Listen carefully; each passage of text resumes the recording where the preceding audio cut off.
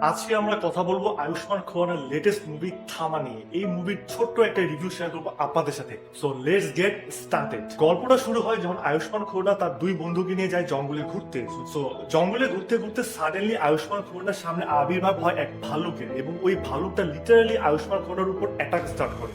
এবং যেই অ্যাটাক দেখে তার ওই দুই ফ্রেন্ড আয়ুষ্মান খুরানাকে জঙ্গলে ফেলে পালায় চলে যায়। তো আয়ুষ্মান খুরানা সামহাও নিজেকে বাঁচানোর জন্য ঢুকে পড়ে এক গর্তের মধ্যে। তখন যে কাজটা হয়, ভালুকটা ওই জায়গা থেকে চলে যায়। কিন্তু ঠিক তখনই স্ক্রিনে আবির্ভাব হয় রশ্মিকা মান্দানা। রশ্মিকা মান্দানা তখন ওই জঙ্গলে কি করতেছিল, আয়ুষ্মান খুরানার সাথে রশ্মিকা মান্দানার কি সম্পর্ক এবং তাদের সম্পর্ক কিভাবে সামনের দিকে আগায়, এটা জানার জন্য আবার দেখতে হবে থামা নামক এই মুভিটা।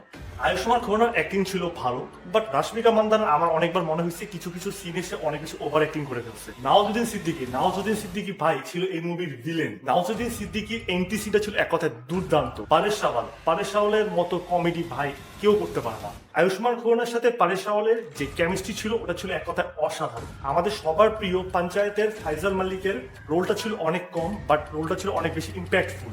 এই লোকটার ডায়লগ ডেলিভারি ছিল এক কথায় অসাধারণ। স্ক্রিনে এরপর আসে ভেরিয়া খ্যাত বারুণ ধাওয়ানের ক্যামেরা ছিল অনেক শর্ট, বাট স্ক্রিনে যখন বারুণ ধাওয়ান আসে, অর্থাৎ ভেরিয়া যখন আসে, তখন স্ক্রিনে এনার্জি আরো অনেক বেশি বেড়ে যায়। মুভির অ্যাকশন গুলো ছিল অনেক ভালো। মুভির অ্যাকশন গুলো দেখে আমার কাছে অনেক বেশি রিয়েলিস্টিক বলে মনে হয়েছে। মুভির ডার্ক লাইটিং, ভ্যাম্পায়ার এফেক্ট, এই দুইটা মিলে না একটা সিনেমাটিক ভাইব ক্রিয়েট করে। ভিএফএক্স এর কোয়ালিটি ছিল অনেক বেশি ভালো।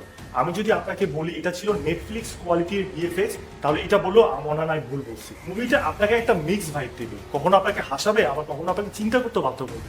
তো সত্যি কথা বলতে গেলে আমি বলবো মুভিটা বোরিংও না, আবার মাস্টারপিসও না। মুভিটার মধ্যে এন্টারটেনমেন্ট আছে।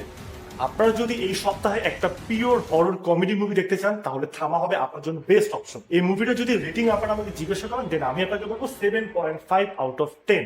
পাট্টা সে হেডশট।